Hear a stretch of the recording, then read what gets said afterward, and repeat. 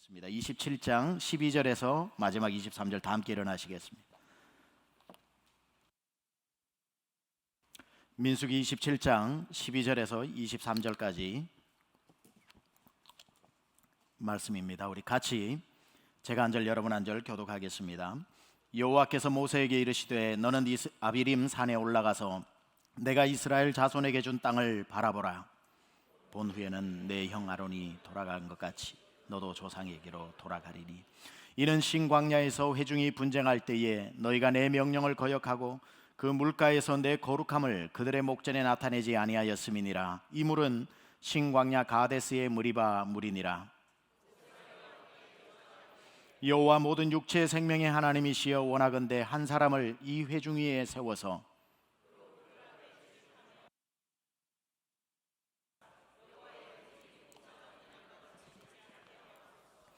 여호와께서 모세에게 이르시되 눈의 아들 여호수아는 그 안에 영이 머무는 자니 너는 데려다가 그에게 안수하고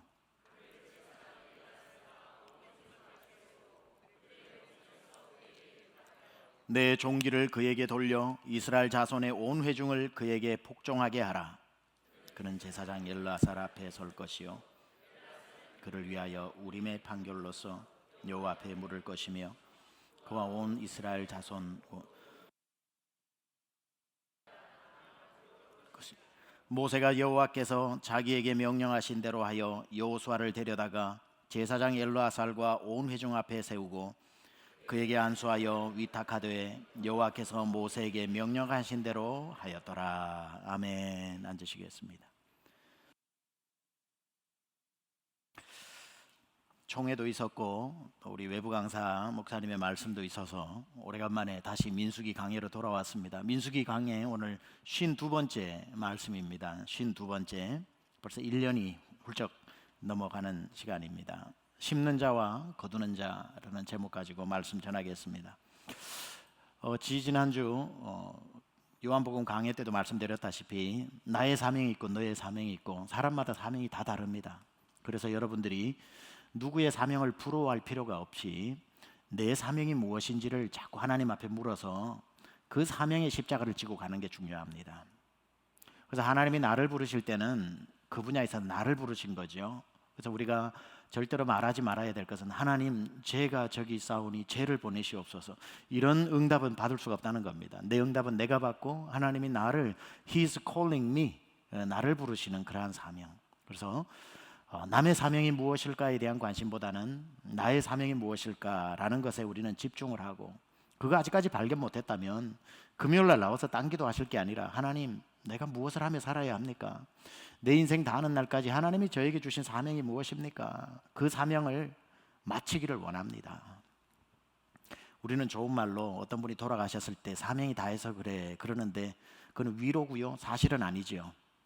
사명이 없는 사람은 없지만 죽는 날이 사명을 완수하는 것은 아닙니다. 어떤 사람이 사명을 완수하는 것이고 어떤 사람은 죽을 때까지 사명을 못 발견하고 엉뚱한 일만 하다가 죽을 수가 있고, 어떤 사람은 뒤늦게 발견해서 아차 내 인생 60년 흘렀는데 내가 이거 50년은 해야 이룰 수 있는 사명인데 내 수명이 20년밖에 안 남았구나 해서 열심히 뛰어도 사명을 미완성하고 주님의 부름을 받는 사람도 있는 거죠. 그래서 우리가 예수 믿고 난 뒤에 제일 먼저 하나님 앞에 기도해야 될 게 뭐냐면 내 사명이 무엇인지를 하루라도 빨리 발견해서 사도 바울의 고백처럼 20장 사도행전 20장 24절에 나오는 것처럼 주 예수의 은혜의 복음 증거하는 일을 발견하는 게 아니라 하다 마는 게 아니라 마치려 하면은 나의 생명을 조금 더 귀한 것으로 여기지 않는다. 사명을 완수하는 것. 그래서 예수님께서 십자가에 돌아가실 때 하신 말씀 뭡니까? 테텔레스타이, 다 이루었다. 예수님이 왜 위대하시고 예수님이 왜 행복하신 분이냐면 사명을 하다 마신 분이 아니라 십자가는 사명의 실패가 아니라 사명의 완성이었다는 것. 당신이 지고 가던 십자가를 골고다 언덕을 만나고 온 천하 만민을 구원할 수 있는 그 자리를 발견했을 때 미련 없이 십자가를 거기에 꽂고 예수님이 달려서 죽으시면서 내가 이를 위해서 왔고 내가 이 일을 완수하였으니 테텔레스타이, 나는 내 사명을, 아버지가 내게 주신 사명을 다 이루었다. 따라서 사명을 다 이루고 죽는 사람은 행복한 사람인 거죠. 여러분에게 하나님이 사명을 다 주셨다고 그랬습니다. 근데 아직 이 중에는 발견 못한 사람이 있고, 이제 발견해가지고 돌아보니 내가 진작 10년 전에 20년 전에 발견했더라면 지금보다 더 많이 주의 일 감당했을 걸 후회되는 사람도 있을 테고, 갑자기 사명을 발견하고 나니 내 남은 연수가 많지 않아 마음이 조급해진 사람도 있고, 아니 어릴 적부터 하나님 주신 사명을 잘 발견해서 차근차근 그 사명의 길을 걸어가고 있는 사람도 있는데, 저는 여러분이 마지막 사람과 같이 사명을 하루라도 일찍 발견해서 생명 있는 동안, 호흡 있는 동안 그 사명 감당하다가 주님 부르시는 그날이 여러분의 사명을 완수하여 하나님 앞에 영광 돌리는 날 될 수 있기를 축원합니다. 사명은 내 사명이 있고 너 사명이 있고 저마다 다른 사명은 각각이라고 했는데, 제가 오늘 두 가지 사명을 한번 나누어 볼까 합니다. 오늘 본문에 의지해서 모세의 사명과 여호수아의 사명이라고 이렇게 말해보고 싶은데요, 모세의 사명은 심는 사역이고 여호수아의 사명은 거두는 사명이다, 이렇게 말하고 싶습니다. 모세는 가만 보면은 철저하게 심는 사명을 가진 사람이었고, 그의 후계자였던 여호수아는 그 남은 생애 동안 철저하게 모세가 심어 놓은 것을 거두는데 자기 인생을 바쳤던 사명을 가지고 있는 겁니다. 사명이 각자예요. 어떤 사람은 평생 자기가 심지만 하나도 그걸 먹지 못하는 사람이 있는가 하면, 어떤 사람은 자기가 심은 적이 없는데 하는 일마다 자꾸 열매가 좋아서 거두다가 주님 앞에 서는 사람도 있더라는 겁니다. 어느 게 좋아요? 그건 여러분의 마음이 끌리는 대로입니다. 그것도 은사가 각자예요. 모세는 애굽에서 이스라엘 백성들을 출애굽시키죠. 그리고는 40년을 광야 생활을 합니다. 여러분, 심는 자의 사명을 받은 사람은요, 고난의 삶입니다. 거두는 자의 사명을 받은 사람은 럭키, 아주 재밌어요.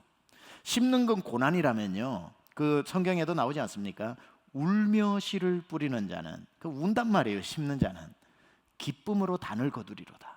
거두는 건 또 기쁨이라 이 말이죠. 따라서 모세를 가만 보면 심는 자의 사명이어서 40년 광야 기간 동안에 그가 얼마나 고난을 당합니까?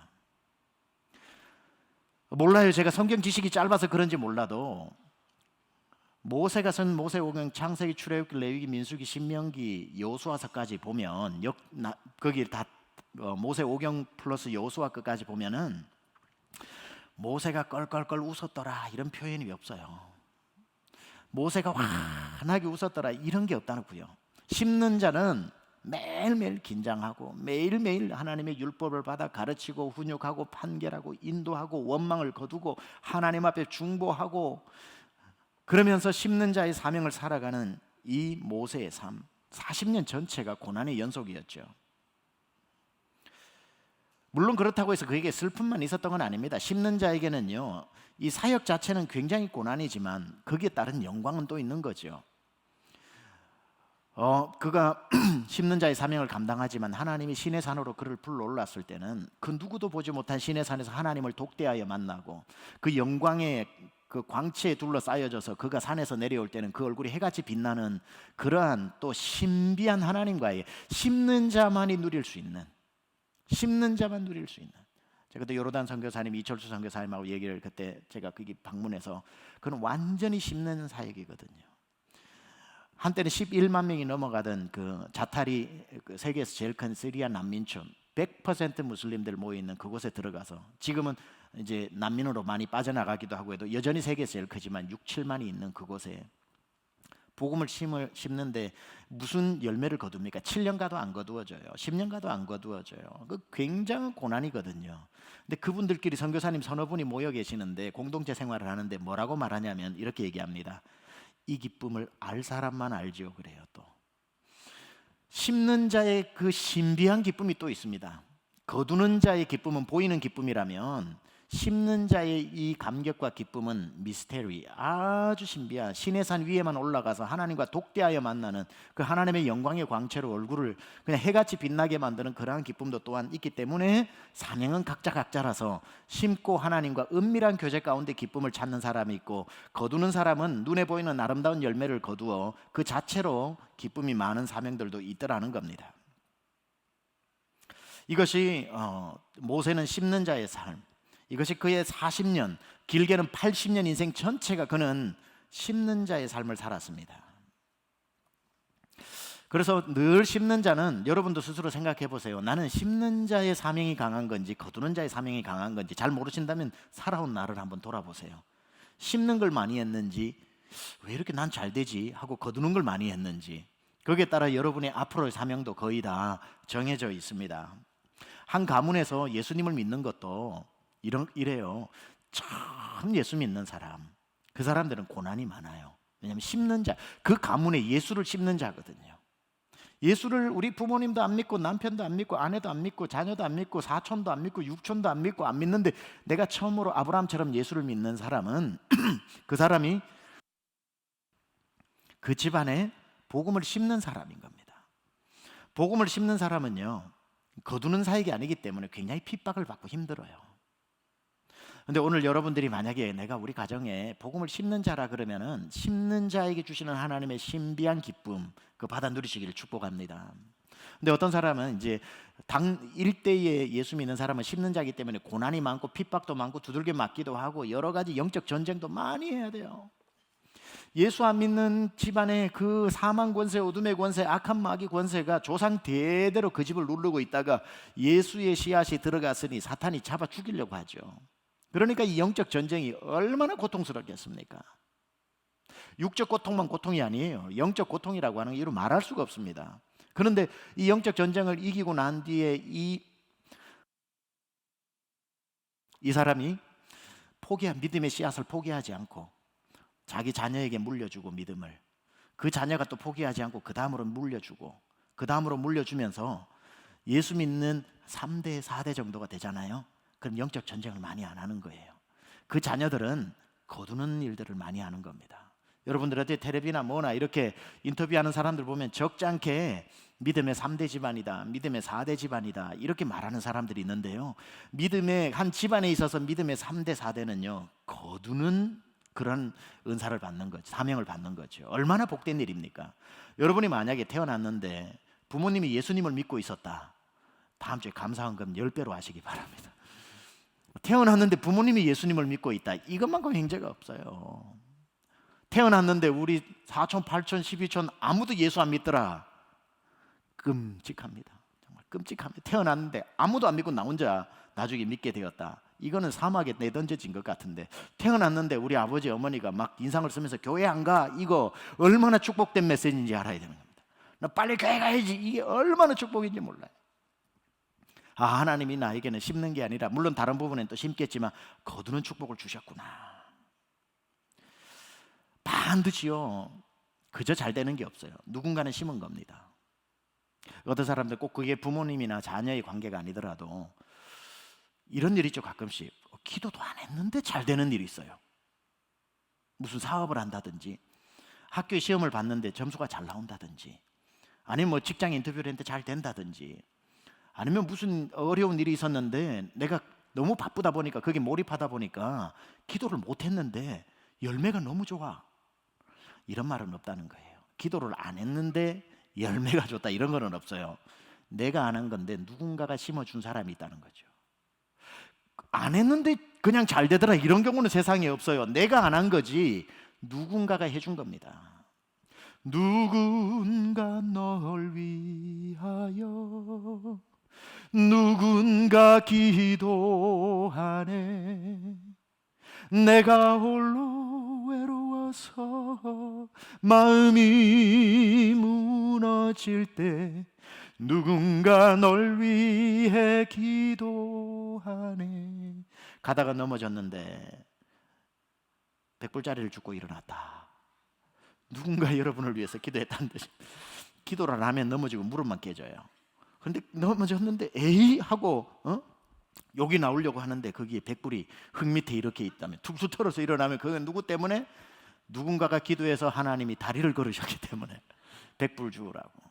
그러니까 그저 잘 되는 게 없어. 우리는 영적으로 몰라가지고 what a lucky, 와 진짜 운 좋네, 그런 게 기독교 우리 예수 믿는 사람들에게는 운이 없어요. 다 심은 자가 있기 때문에 내가 거두는 겁니다. 그게 여러분 부모님이 아니더라도 여러분의 목자 목녀님일 수도 있고요, 목자 목녀님들에게 있어서는 여러분이 연약하게 볼 수 있는 목원들이 여러분을 위해서 기도해 줬을 수도 있고요, 최 목사가 목회가 잘 돼요, 제주가 좋아서 천만의 말씀, 여러분처럼 금요일 나와서 기도해주고 새벽마다 기도해주는 심는 이들이 있기 때문에 거두는 이가 있는 거죠. 여러분들의 삶에 요즘 굉장히 일들이 잘 진행되고 있다. 내가 미국 와서 고생 많이 할 줄 알았는데 고생도 했지만 고생한 만큼 열매를 거두고 있다. 여러분 오늘 돌아봐야 됩니다. 하나님 누군가 날 위해 기도해 줬을 텐데, 알 수만 있다면 그 사람을 알게 하여 이 은혜를, 이 고마움을 표현할 수 있는 길도 있었으면 좋겠습니다. 은혜, 여러분의 받은 은혜를 더듬어 보면서 누가 하나님의 축복을 나에게 전해주는 심는 자가 되어 주었는지.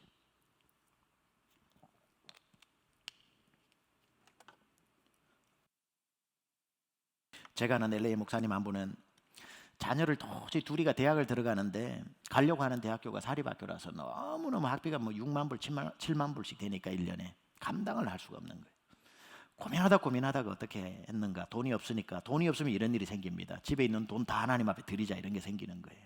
그래서 그분들이 연금인가 뭔가를 다 깨가지고 하나님 앞에 평생 모아뒀던 그거를 하나님 앞에 다 드려버린 겁니다. 심은 거지요. 그리고는 손 탁탁 들었답니다. 이제 우리 자녀 하나님한테 맡깁니다. 부모가 그렇게 눈물로 심어주니까 그 자녀 둘이가 다 거의 거기는 풀 스칼라십이 거의 없는 학교에 가까운데 둘 다 하나님이 그런 길들을 열어주신 거죠. 그 자녀들은 우와 막 이럴지는 몰라도 우와 이런 일이 없다니까요, 세상에. 그 자녀들의 우와 이거 뒤에는 심어준 부모님의 씨앗이 있는 겁니다. 여러분들을 위해서 저희 아내도 수년 전이죠. 제 기억이 맞는지 정확히는 모르겠지만 한국 가서 새벽 기도를 해야 되니까 그 현지에 있는 교회 뭐 상가 건물에 가가지고 새벽 기도를 하는데, 교회가 너무너무 어려운 거, 목회자니까 그걸 알잖아요. 그래서 한국 나갈 때 가져갔던 돈의 거의 대부분을 그 교회를 심었어요. 심고 그를 했을 때, 나중에 봤을 때에 그 교회에 하나님 굉장히 블레싱을 주신 것을 또 처 이모님이 다니고 하다 보니까 알게 된 거죠. 그러면은 이제 그 교회에서는 와 하나님이 우리 교회 복을 주시네 이러겠지만, 물론 그게 저희 집사람 한 사람의 그걸로는 전혀 아니겠지만, 그런 많은 사람들의 심어놓은 것 때문에 거두게 되는 거지.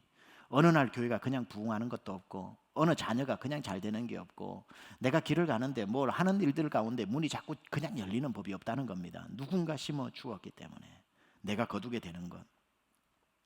별로 기도를 안 했는데도 응답이 잘 되는 것이 아니라, 내가 기도를 안 했지만 누군가가 기도를 해줬다는 사실, 우린 그걸 꼭 알아야 됩니다. 근데 그래서 어떤 사람은 심는 은사가 있고 어떤 사람은 거두는 은사가 있지만, 이거는 딱 물과 기름처럼 나눌 수는 없어요. 모든 사람이 어떤 분야를 심어야 되고 어떤 분야는 거두게 되는 겁니다.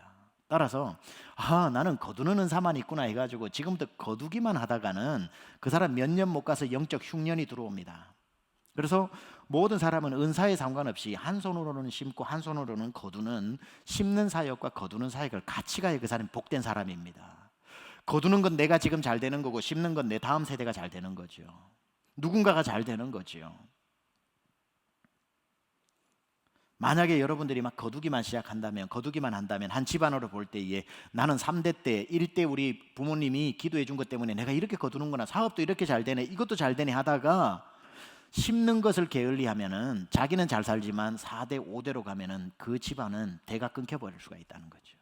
그래서 계속해서 우리가 심는 자의 역할, 한 손으로 심고 한 손으로 거두자, 이게 우리의 영적으로 또 필요한 균형입니다. 교회도 마찬가지예요. 교회도 어느 교회가 50년 되고 100년 되다 보면은 많은 목회자들이 지나가는데, 그 목회자들 중에 심는 사명을 가진 목회자가 있고요, 거두는 사명을 가진 목회자가 있습니다. 심기도 하고 거두기도 하는 일들은 특별한 예외적인 경우가 아니고는 잘 없고요, 대부분은 10년, 20년, 30년 눈물로 심은 분이 있는가 하면 그 다음에 온 분들이 또 막 그 부흥을 일으켜가지고 그곳에서 많은 사역들을 하는 사역의 열매들을 거두는 일들로 교회가 100년, 200년 흘러가는 겁니다. 저도 가만히 설교를 준비하면서 지난 16년간 목회를 돌아보니 저야 당연히 개척자니까 심는 목회자였더라고요. 심는 삶을 살아왔습니다. 이 심는 사람에게 이 고난이 있다고 그랬는데 뭐 적지 않은 노력들이 있었죠. 그런데 16년 지나면서 보니까 제가 부지런히 나름대로 눈물도 심고 땀도 심고 열정도 심고 튀는 침도 심고 뭐 안 심은 게 없지만 하나님이 어떤 복인지 심으면서도 최근에는 거두는 이런 복도 또 주셨으니 많은 사람들이 누리는 복은 아니지요. 심으면서도 심은 것을 거두는 복을 주셨으니까 요즘은 심어도 보고 요즘 최근에 몇 년간 거두어도 보니까 와, 거두는 재미가 100배는 재밌어요. 거두는 재미가 이렇게 재밌는 줄 몰랐어요. 심을 때는 그냥 심는 거니까 그런 건 줄 알고 밤에는 울고 낮에는 눈물 훔치고 웃고 할렐루야 하고 밤에는 주여 어찌합니까 울고 이게 목사와 사모의 밤에는 울고 낮에는 웃는 게 목회니까 심는 사이에 그렇게 힘들었는데 감사하게도 하나님이 거두는 것도 경험을 좀 시켜주시니까 이거 굉장한 재미가 있더라고요. 이번에 우리는 전국 총회를 통해 가지고 또 하나의 많은 씨앗을 흩뿌렸습니다. 얼마나 소중한 850개 교회에 우리는 심었어요. 여러분의 수고를 심었고요. 여러분의 헌금을 심어서 수만 불 드는 총회를 잘 했고요. 여러분의 정성을 심었고요. 하나님 이 총회에 사단 마귀가 틈타지 않게 해달라고 금요일 날 여러분 눈물을 심었고요. 850개 교회 1000명의 목회자의 가슴에 우리는 심었습니다. 그러면 이것은 틀림없이 우리가 심었으니까 5년 후 10년 후에 거두게 될 겁니다. 그 교회들이 지금 흩어져 있지만 아무 일 없는지는 모르겠지만 그분들 마음속에 우리의 심은 씨앗이 심겨져서 돌아가셨잖아요. 어떤 분은 낙심해서 목회를 그만둘까 하다가 왔다가 여기 힘을 얻는 분도 있고 마지막 날 찬양을 여기에서 하는데 모든 목회자, 목사님, 사모님들이 서서 찬양을 하는데 정말 울지 않는 분이 없을 정도로 감격하면서 회복되어 가는 분도 계시고 그 씨앗들이 심겨져서 한 교회가 문을 닫게 생겼는데 문을 안 닫게 된 것들, 그리고 어떤 교회 부흥에 어떤 그 능력이 없었는데 함께 모여 기도함으로 능력을 받고 가는 그러한 씨앗들 5년 후에 10년 후에 열매 맺을 때 그때 문 닫아야 됐던 교회가 문 닫지 않고 문 닫기는커녕 이제는 부흥되었다는 소식이 들려올 거고 그때 내가 정말 낙심되었는데 회복되어져서 하나님이 나에게 큰 영권을 주셨다는 것도 있고 심은 것은 반드시 열매 맺게 될 것입니다. 그래서 우리가 얼마나 귀한 사역들을 울며 씨를 우리가 뿌렸지만 하나님께서는 850개 교회에 기쁨으로 단을 거두게 하실 줄로 믿습니다. 그래서 어떤 사람에게는 심는 사명이 있고 어떤 사람에게는 거두는 사명도 있는데 둘 다 조금씩 경험해 본 저는 거두는 것이 10배는 더 재미있는데 이왕이면 심는 사명보다 거두는 사명, 저는 여러분들이 그런 사명을 더 많이 감당해서 신바람 나는 신앙생활을 했으면 하는 마음도 있습니다. 근데 모세 이야기로 돌아가 보면 모세는 한 번도 거두지 못한 사람입니다. 조금 더 거두는 재미를 못 보고 40년 심고만 이 땅을 떠난 사람입니다. 40년 그 모진 광야의 세월을 마치고 난 뒤에 모세는 드디어 이제 적과 꿀이 흐르는 들어가면은 거두기만 하면 되는 이 가나안 앞에 서 있게 됩니다. 적과 꿀이 흐르는 가나안 땅이 내려다 보이는 느보산에 올라간 거죠. 오늘 26절에 이렇게 얘기가 나옵니다. 27장 12절에 제가 잘못 적었는데 12절에 여호와께서 모세에게 이르시되 너는 이 아바림 산에 올라가서 내가 이스라엘 자손에게 준 땅을 바라보라 이렇게 나옵니다. 제가 산 정리를 좀 해드리겠습니다. 여러분이 성경을 읽으시다가 산 정리가 좀 필요해요. 오늘 모세가 죽은 곳을 민수기 27장 오늘 12절에서는 무슨 산이라고 나옵니까? 아바림산 이렇게 나옵니다. 근데 여러분이 아시는 모세가 죽은 산은 어디죠? 느보산. 또 좀 더 성경을 잘 아시는 분들은 느보산 말고 비스가산 이렇게 얘기를 합니다. 자, 아바림산에서 죽었을까요? 느보산에서 죽었을까요? 비스가산에서 죽었을까요? 예? 모세가 죽었는지도 모르죠. 모세 승천했다고 모세 승천설도 있거든요. 이제 아바림이라고 하는 것은 뭐냐면은 산맥입니다. 산맥이기 때문에 느보산이 있는 많은 산들이 연결되어져 있는 그 실제적으로 가보면은 쭉 나무가 없는 산들로 쫙 그 산맥을 이루고 있거든요. 제가 갔다 왔잖아요. 그러니까 아바림은 산맥입니다. 산맥 중에 모세가 오늘 서 있었던 산은 느보산입니다.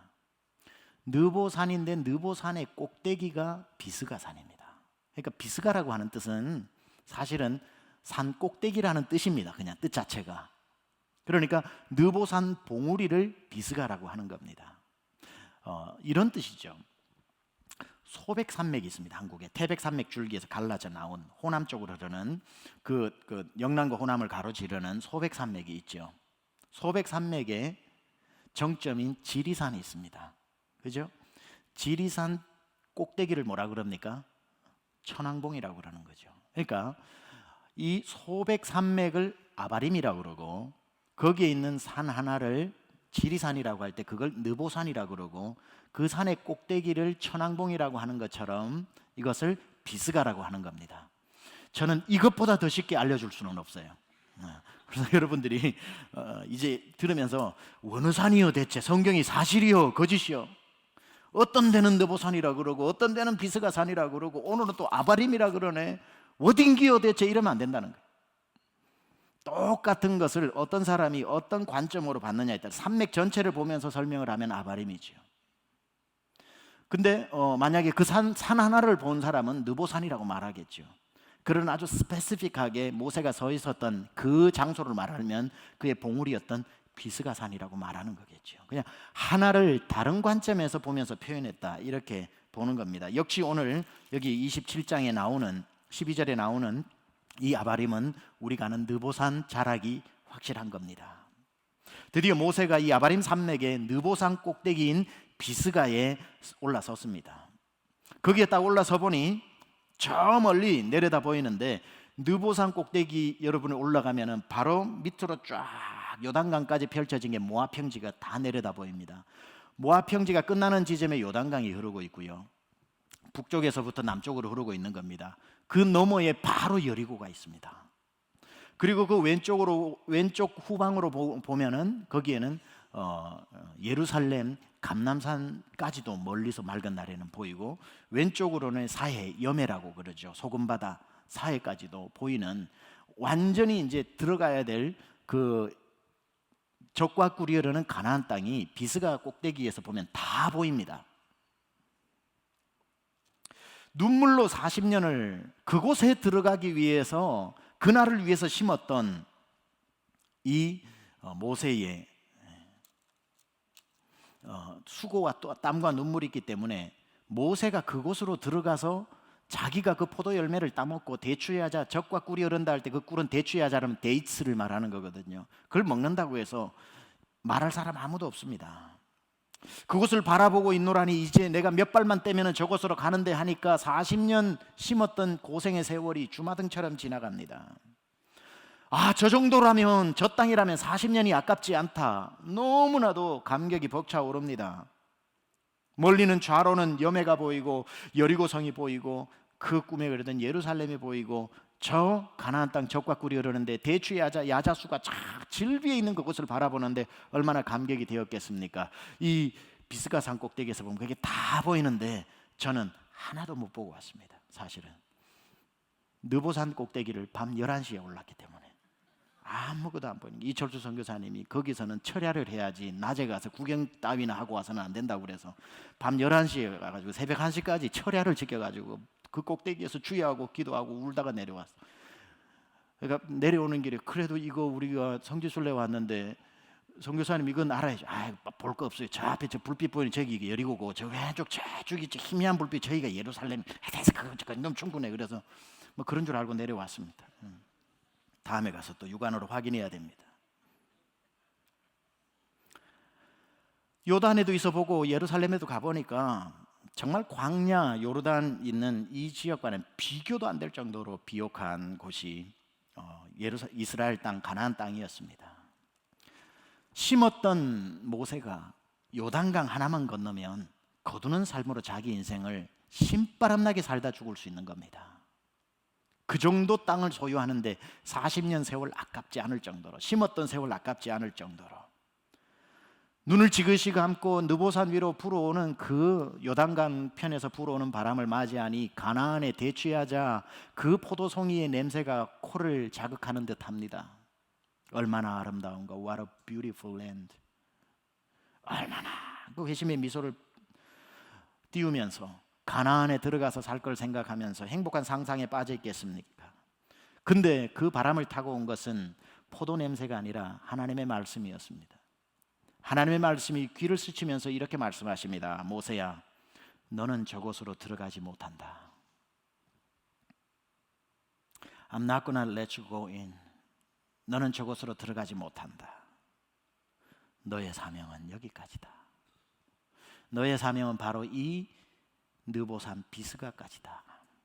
너의 사명은 내가 너를 심는 자로 불렀지 거두는 것까지 너에게 준 사명이 아니다.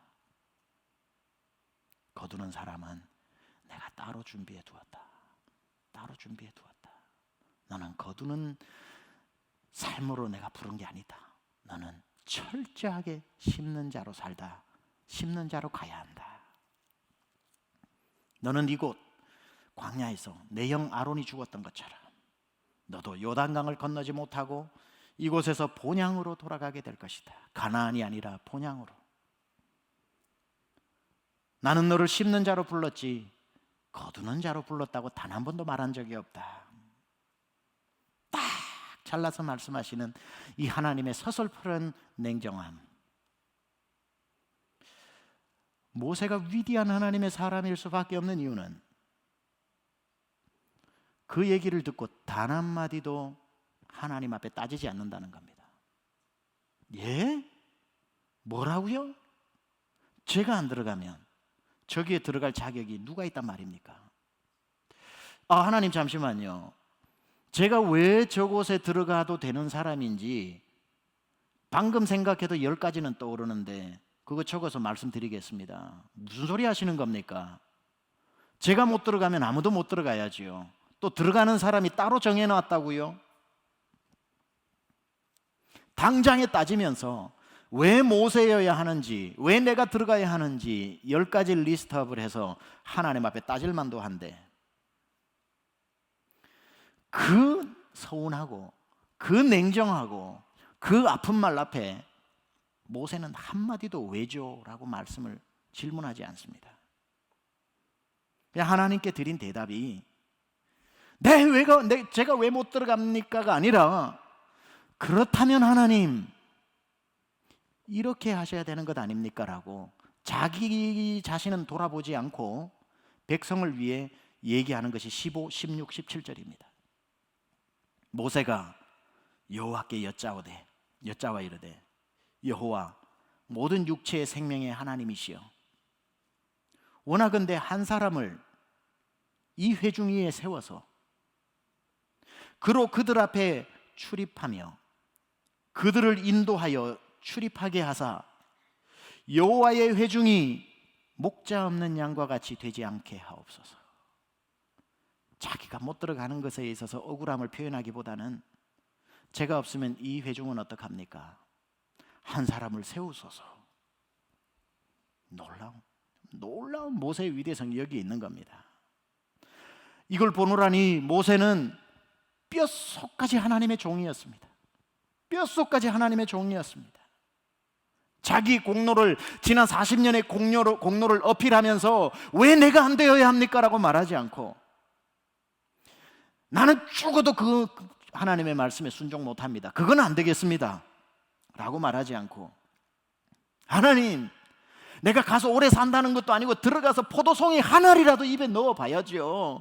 대추야자 하나리라도 씹어봐야죠. 그러고는 내가 내려놔도 내려놓을 테니까 안 됩니다. 신랑이 할 만도 할 텐데 모세는 어찌된 일인지 그러면 저의 후계자는 누가 될 것입니까? 라고 묻습니다. 하나님 이 백성을 이끌 수 있는 후계자를 회중 앞에 세워 모든 백성들이 보는 앞에서 저에게 주셨던 그 리더십을 그에게 허락하여 주옵소서. 그래서 모든 백성이 저의 리더십이 100% 그에게 넘어갔음을 그들이 알고 순복하게 하소서.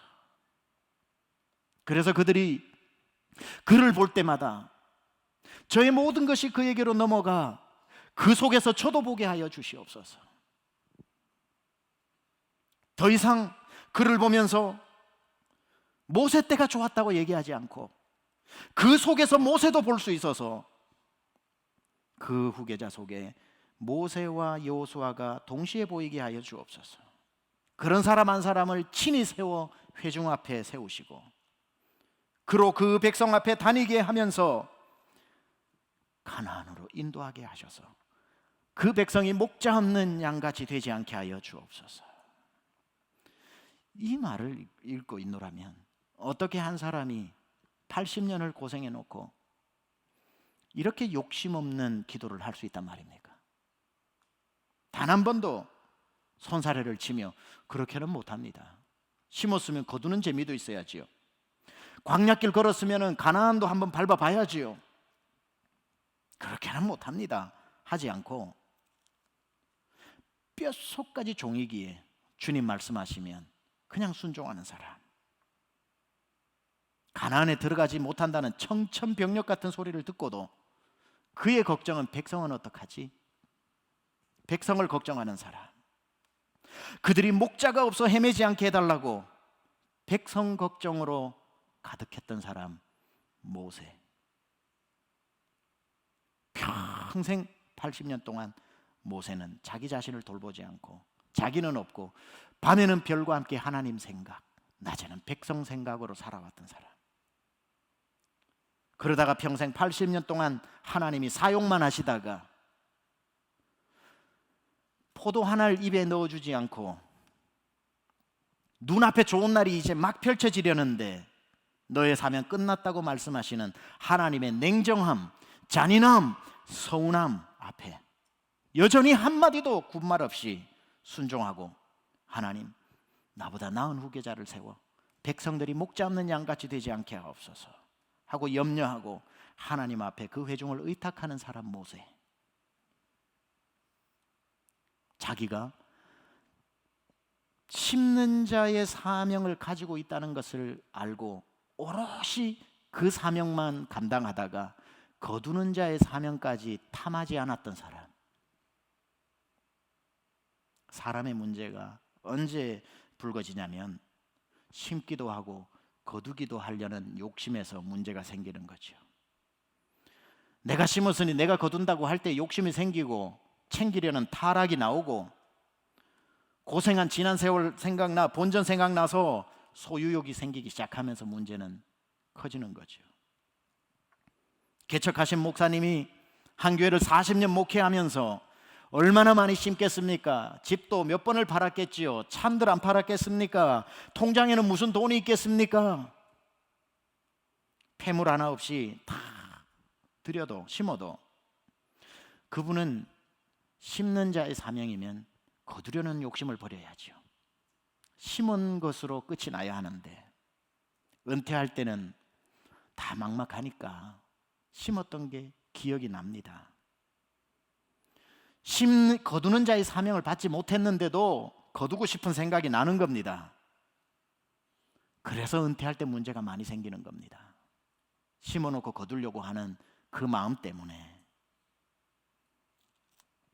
교회가 어려워지는 거죠. 그래서 어떤 유명한 목사님이 하셨던 말이 기억납니다. 한국 교회는 리더십을 교체할 때 가장 많은 문제가 그때 나타나는데, 개척하신 목사님이 40년 동안 바톤을 들고 그 교회 운동장을 달렸는데 잘 멋지게 완주하고 존경도 받고 박수도 받았는데 그 후계자에게 바톤을 넘겨주는 것까지 성공했는데 문제는 뭐냐면 바톤 끝을 잡고 안 놓는 게 문제라는 거예요. 앞 사람은 뛰고 뒤 사람은 따라가면서 다리가 엉켜서 둘 다 넘어지는 게 문제라는 거죠. 심는 자의 사명이었으면 심는 것으로 하나님 내 사명 테텔레스타이 하고 끝을 낼 줄 아는 사람. 거두는 자는 자기가 잘해서 거둔다고 생각하지 않고 심은 자의 수고로 거둔다는 것을 철저하게 알고 교만해지지 않는 사람. 이러한 모습들이 필요한 거죠. 모세는 성경에서 가장 모범적인 리더십 교체를 보여준 사람입니다.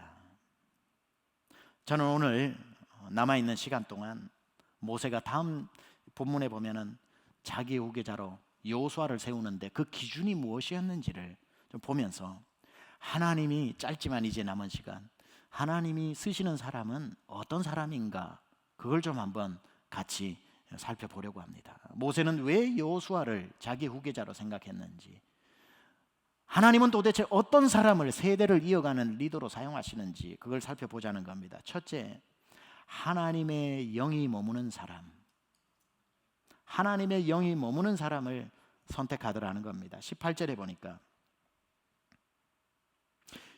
여호와께서 모세에게 이르시되 눈의 아들 여호수아는 그 안에 영이 머무는 자니 너는 그를 데려다가 그에게 안수하라.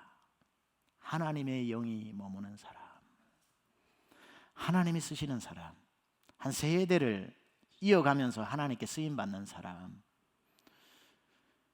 능력 있는 사람, IQ가 180 되어서 멘사 회원인 사람이 아니라 하나님의 영이 머물러 있는 사람, 성령이 충만한 사람 하나님 쓰시더라는 거예요.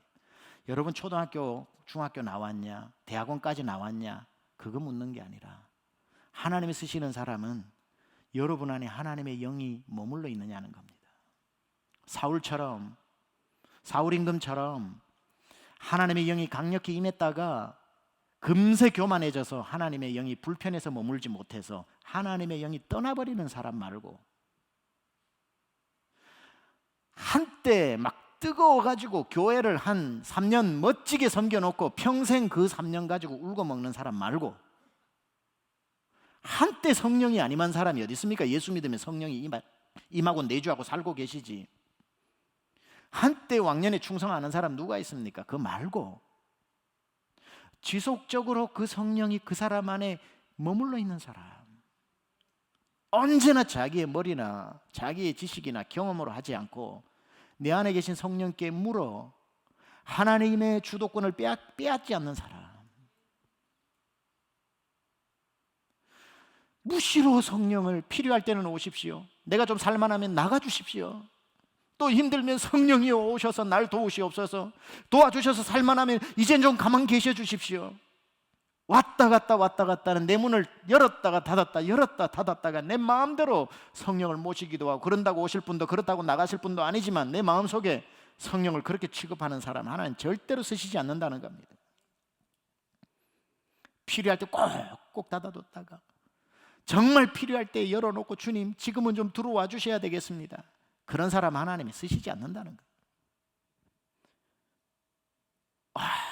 언제나 하나님이 편안하게 방문해서 들어갈 수 있도록 준비되어진 사람, 주여 제 마음은 주님을 모실 수 있는 준비가 되었습니다, 언제든지 성령이 오시옵소서, 잠시 오셔서 며칠 계시다 가시지 마시고 내 안에 머물러 내 안에 영원토록 머무시옵소서, 이런 사람을 쓰신다는 거예요.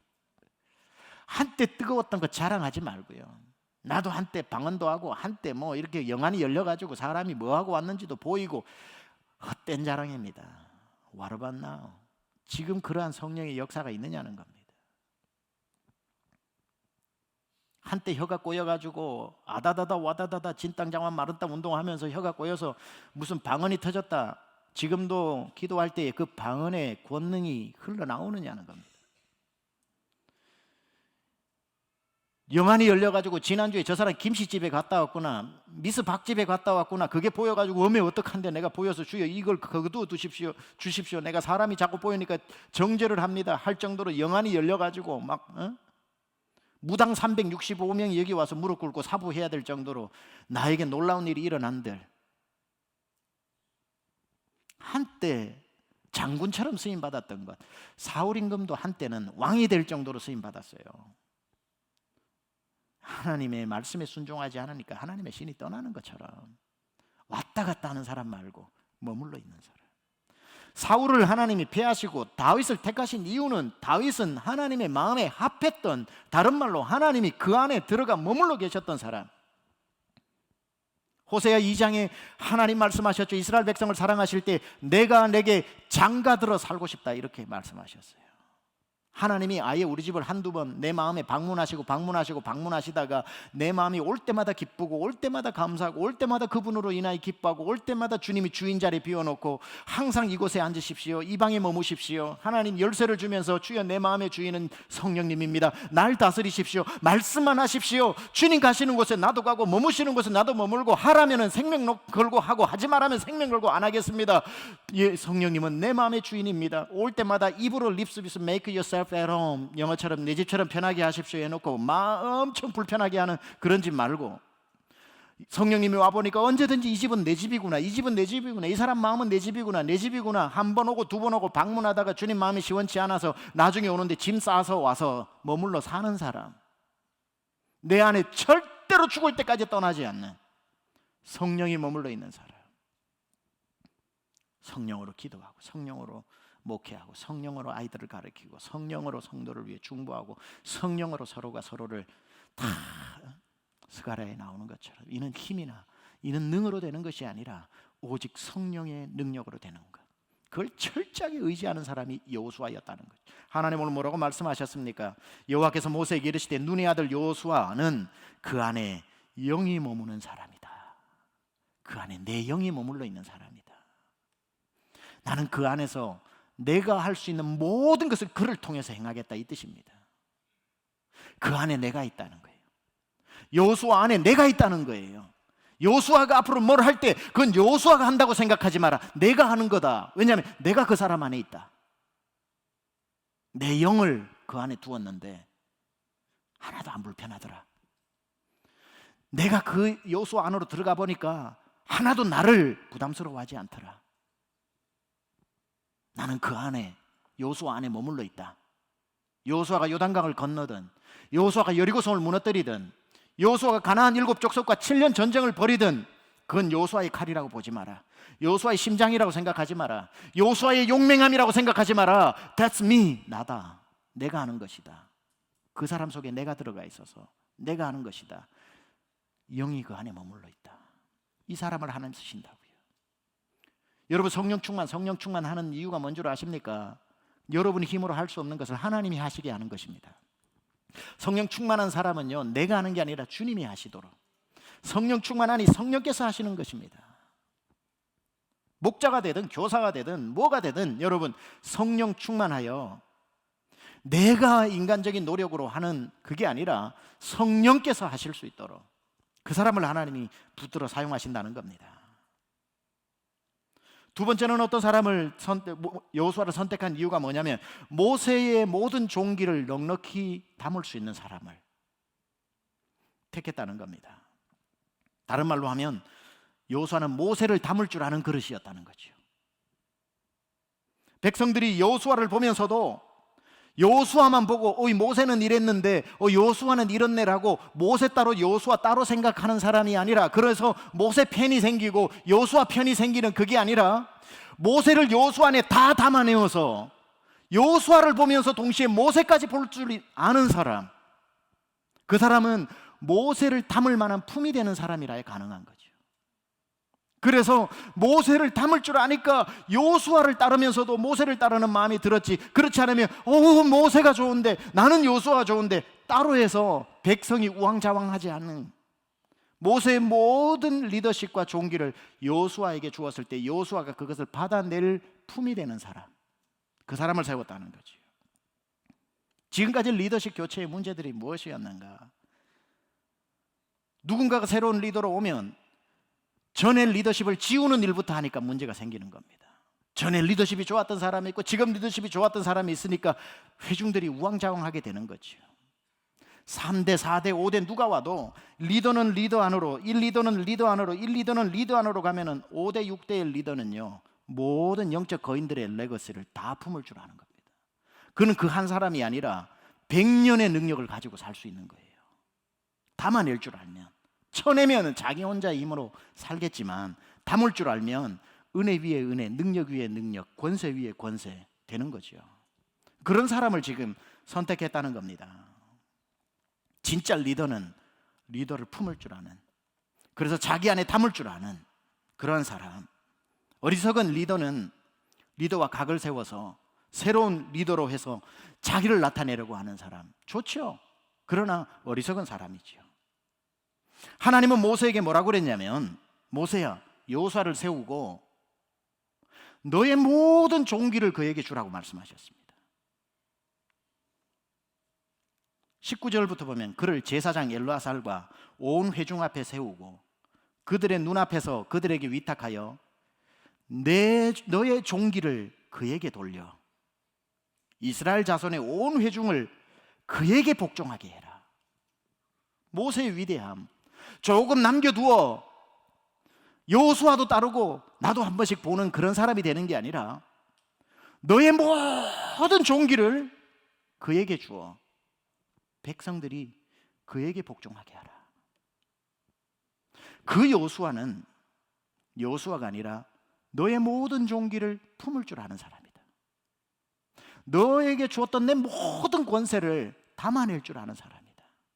백성들이 그에게 순종하게 하라. 이게 20절의 말씀입니다. 이런 사람을 미었기에 여호수아가, 하나님은 그를 그렇게 세우신 거지요. 마지막에 또 하나는 백성 앞에서 인정받는 사람이 여호수아였다는 겁니다. 오늘 본문을 읽다 보면은 회중 앞에, 회중 앞에, 회중 앞에, 회중 앞에가 6번 나오고요.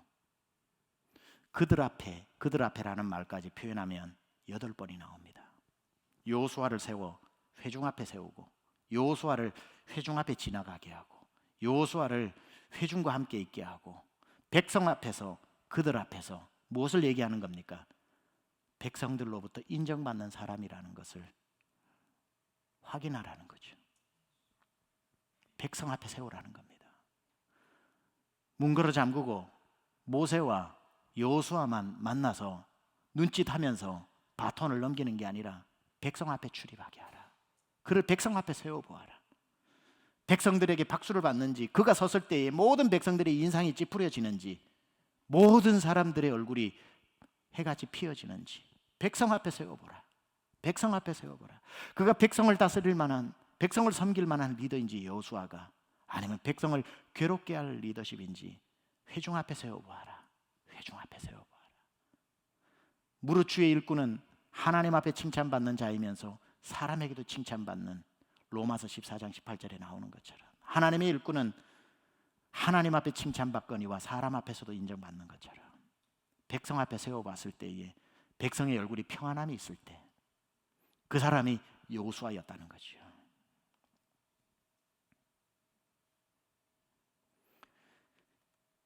이렇게 모든 자기의 서운함, 비스가산 꼭대기에서 하나님의 들려오는, 바람에 실려 들려오는 그 모든 말씀, 무시해버리고 싶은 그 말씀, 그러나 이 모세는 그걸 그대로 가슴에 순종을 하면서 그 리더십을 여호수아에게 넘겨주죠.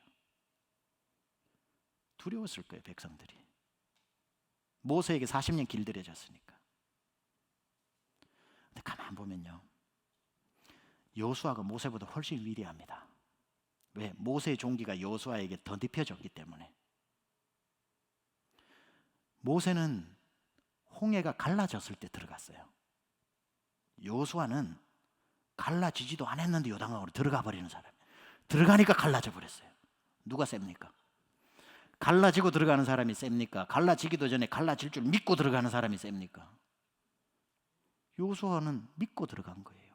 그 믿음이, 여호수아의 믿음이 큰 게 아니라 모세의 믿음이 얹어졌다니까요. 모세의 모든 종기가 그에게 가니까 여호수아가 요단강 범람할 때에 어떤 사람은 그럽니다. 바보 중에 바보죠. 지금 요단강 가보면은 요만해가지고 펄쩍 뛰면 넘어가는데, 뭐 이런 2000년이 아니, 이때가 어제 4000년 전이죠. 이때가 BC 15세기로 보는 거니까 3500년 전에 요단강을 생각해야지. 지금 요단강은 펄쩍 뛰니까 at least 2 mile wide, 약 4km가 되는 겁니다. 어마어마하게 커요. 지금도 그 강둑이 다 요르단과 이 이스라엘 쪽으로 강둑이 그렇게 뱅크가 넓어요. 그 강을 모맥 시절에 가장 범람할 때, 그걸 완전히 뚝이 넘어갈 정도로 범람했을 때는요, 한강하고도 비교가 안 됩니다. 그때에 넘어간 거라고요. 그냥 폴짝 뛰며 가는 게 아니고, 홍해를 방불케 할 만한 그 넘실거리는 요단강을 모세의 권세를 같이 가진 여호수아가 밟더라는 거예요. 갈라질 때까지. 아니 모세도 갈라주셨는데 하나님 나도 좀 갈라주셔야지 이러고 버틴 게 아니라 밟은 거죠. 모세가 어디 소리를 함성으로 바위 하나라도 무너뜨린 적이 있습니까? 여호수아는 함성 하나로 철옹성 같은 여리고성도 무너뜨렸습니다. 가만 보니 모세에게 40년 길들여진 사람들이 모세 없으면 안 될 것 같아도 모세의 종기와 권세가 덮여진 여호수아는 모세가 한 번도 해보지 못했던 더 위대한 일들을 이루어 나가면서 하나님의 나라는 전진해 가더라는 거죠. 하나님의 나라는 never stop, 멈춘 적이 없다는 거죠.